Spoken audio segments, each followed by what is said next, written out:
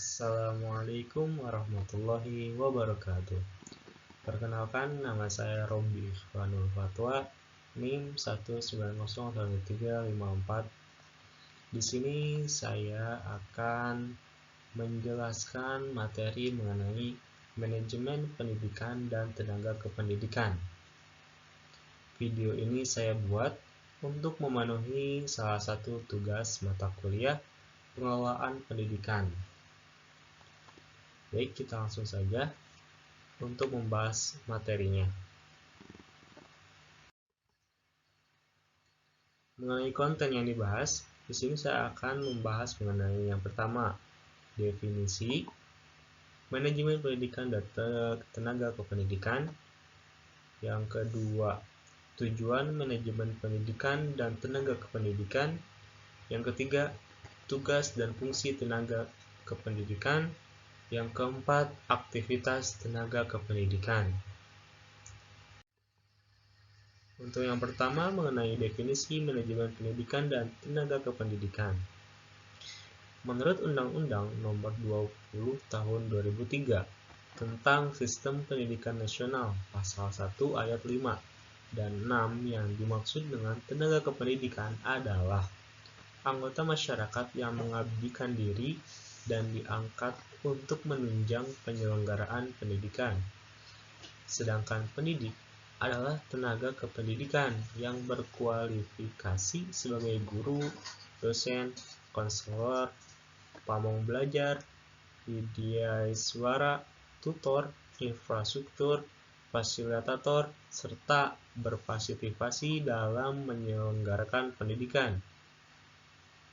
Manajemen tenaga pendidik dan kependidikan adalah aktivitas yang harus dilakukan, mulai dari tenaga pendidik dan kependidikan itu masuk dalam organisasi pendidikan, sampai akhirnya berhenti melalui proses perencanaan SDM, rekrutan, seleksi, penempatan, pemberian kompensasi, penghargaan, pendidikan, dan latihan atau pengembangan dan pemberhentian. Selanjutnya, mengenai tujuan manajemen pendidikan dan tenaga kependidikan. Tujuan manajemen tenaga pendidik dan kependidikan berbeda dengan manajemen sumber daya manusia pada konteks bisnis. Di dunia pendidikan, tujuan manajemen SDM lebih mengarah pada pembangunan pendidikan yang bermutu, membentuk SDM yang handal, produktif, kreatif, dan berprestasi. Berdasarkan Permendiknas Nomor 8 Tahun 2005, tugas Ditjen PMPTK Direktorat Jenderal Peningkatan Mutu Pendidik dan Tenaga Pendidikan Ditjen PMTK mempunyai tugas merumuskan serta melaksanakan kebijakan standarisasi teknis di bidang peningkatan mutu pendidik dan tenaga pendidikan anak usia dini, pendidikan dasar, pendidikan menengah, dan pendidikan formal. Selanjutnya, tugas dan fungsi tenaga pendidikan.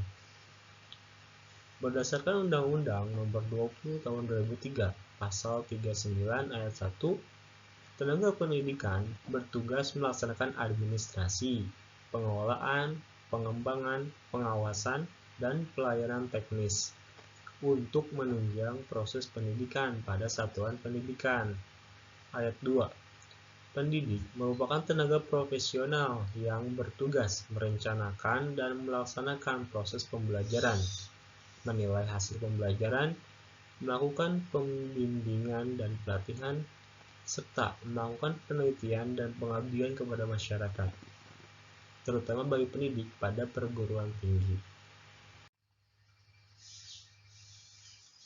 Mereka pun memiliki hak dan kewajiban dalam menjalankan tugas, yaitu yang pertama, pendidik dan tenaga kependidikan berhak memperoleh penghasilan dan jaminan kesejahteraan sosial, penghargaan sesuai dengan tugas prestasi kerja, pembinaan karir, perlindungan hukum, serta kesempatan untuk menggunakan sarana, prasarana, dan fasilitas pendidikan.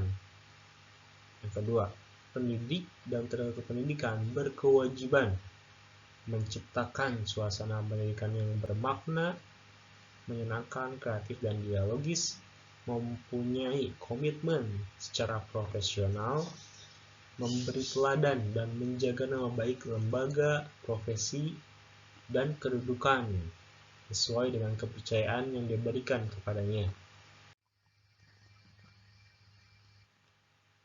Adapun aktivitas tenaga pendidik dan kependidikan. Yang pertama ada perencanaan. Perencanaan, manajemen pendidik dan kependidikan adalah pengembangan dan strategi dan penyusunan tenaga pendidik dan kependidikan atau sumber daya manusia yang komprehensif guna memenuhi kebutuhan organisasi di masa depan.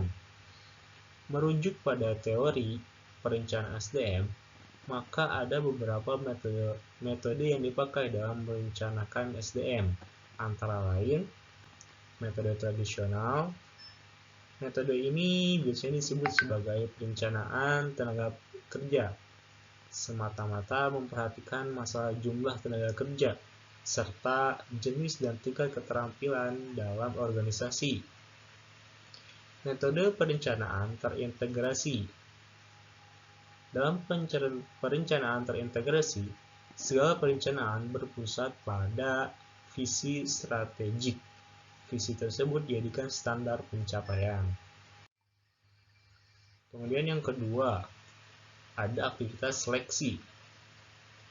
Selection atau seleksi didefinisikan sebagai suatu proses pengambilan keputusan, di mana individu dipilih untuk mengisi suatu jabatan yang didasarkan pada penilaian terhadap sebesar karakteristik individu yang bersangkutan, sesuai dengan yang dipersyaratkan oleh jabatan tersebut. Tujuan utama dari seleksi adalah untuk yang pertama mengisi kekosongan jabatan, yang kedua menjalankan tugas, yang ketiga mendapatkan kepuasan dalam jabatannya, serta menjadi kontributor kreatif efektif bagi pencapaian tujuan dalam sistem. Kemudian aktivitas yang ketiga yaitu manajemen kerja. Manajemen kerja adalah suatu proses yang berlangsung terus-menerus dengan fungsi-fungsi manajerial kinerja. Robert Bakau mengemukakan bahwa manajemen kerja merupakan sebuah proses komunikasi yang berlangsung terus-menerus atau berkesinambungan dan dilakukan dalam kemitraan antara karyawan dengan penyedia langsungnya. Berdasarkan definisi di atas, manajemen kinerja tenaga pendidik dan kependidikan itu meliputi fungsi kinerja yang esensial yang diharapkan oleh tenaga pendidik dan kependidikan.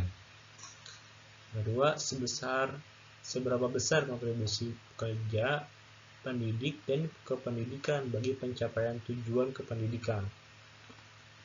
Yang ketiga, apa arti konkret mengerjakan pekerjaan yang baik. Sekian materi yang dapat saya sampaikan. Mohon maaf apabila banyak kekurangan. Assalamualaikum warahmatullahi wabarakatuh.